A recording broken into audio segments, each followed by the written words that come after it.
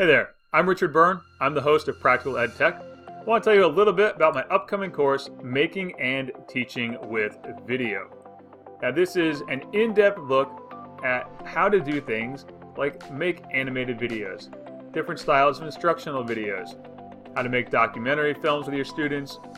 We'll do some green screening, and we'll look at making video journals with your students. But that's not all. We'll also take a look at planning, assessment, privacy concerns, and of course, copyright.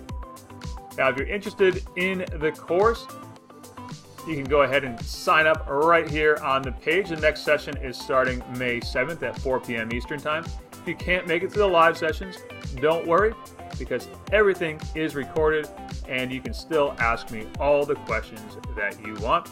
And of course, if you do make it to the live sessions, I'll answer all of your questions live during the webinar as well. If you have any questions about the course, feel free to send me an email, richard@byrne.media. Again, that's richard@byrne.media.